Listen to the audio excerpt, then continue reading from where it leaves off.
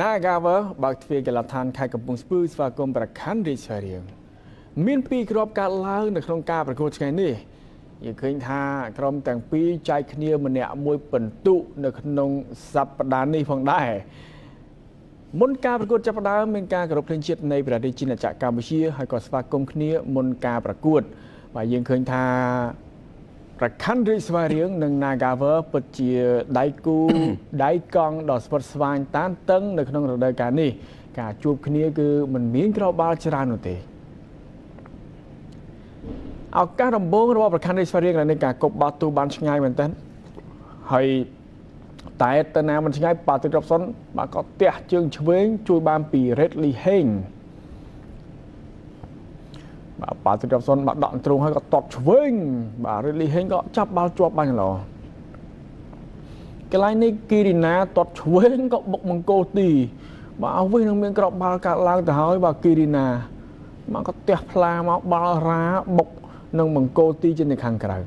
ខលសៀនលើកបាល់ចូលមកខាងក្នុងតែពីប៉ាទីក Robson ក៏មិនចំគោលដៅដូចគ្នាបាទការតែរបស់ប៉ាទីក Robson បាទគឺក្រោយសំណាញ់ទីកន្លែងនេះសារ៉េតគ្រីយ៉ាកាត់បាល់ចូលមកខាងក្នុងក៏ឃ្លៀផ្ដាច់បាល់ចេញទៅខាងក្រៅពីតំបន់ការពារកន្លែងនេះក៏ដូចគ្នាបាទឃ្លៀចេញពីវីរៈតារាកន្លែងនេះសារ៉េតគ្រីយ៉ាលើកបាល់ចូលមកខាងក្នុងបាទប៉ុន្តែក៏មិនមានការថែមបានល្អហើយមរតនៈចាក់ទៅម្ដងទៀតក៏មិនមានដូចគ្នាបាទឃ្លៀផ្ដាច់បាល់ចេញទៅខាងក្រៅពីតំបន់ការពាររបស់ Nagaver បាទ Nagaver ថ្ងៃនេះគឺតំបន់ការពាររបស់គេល្អមែនទែនកន្លែងនេះការបញ្ជូនចាស់ឲ្យ Cornell ហើយក៏ទះឆ្វេងបញ្ចប់ទីបានយ៉ាងស្អាតតែម្ដងបាទនាំមុខ1ទៅ0ពីការបញ្ជូនចាស់របស់មឿនរតនៈហើយក៏ទាត់បញ្ជូនទីរបស់ Cornell បំប៉ោងសំណាញ់ទីបានយ៉ាងល្អបាទគឺ1ទៅ0ការបញ្ជូនបាទក្រោយខ្នងចោះស្អាតណាស់ហើយក៏ទះឆ្វេងបញ្ចប់ទីកន្លែងនេះខ្វំមេពេប្រាទាត់ស្ដាំប៉ុន្តែមិនចំគោលដៅ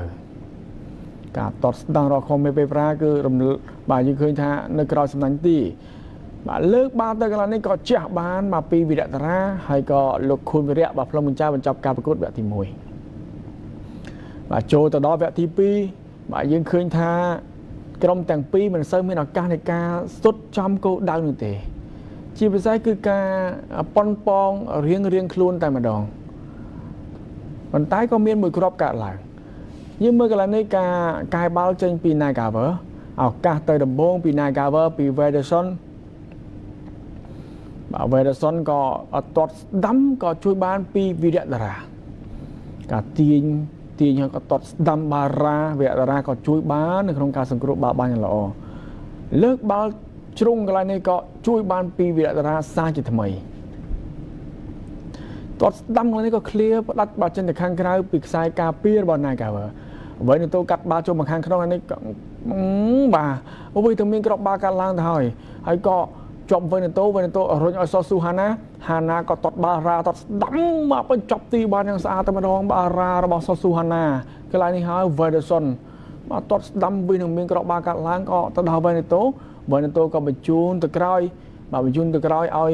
សុហាណាក៏ទាត់ស្ដាំបាល់រ៉ាបញ្ចូលទីបានយ៉ាងស្អាតតាមស្មើនៅចុងម៉ោងនាទីទី90ទៅហើយ1 ទៅ 1ពីការទាត់បញ្ចូលទីរបស់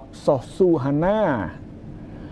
លោកអញ្ញាណាលោកគូវិរៈក៏ផ្លុំបញ្ចប់ការប្រកួតទាំងស្រុងតែម្ដងក្រុមទាំងពីរបានត្រឹមចែកគ្នាម្នាក់មួយបន្ទុកនៅក្នុងការប្រកួតថ្ងៃនេះបាទលោកលោកស្រីនឹងញ៉ាំទី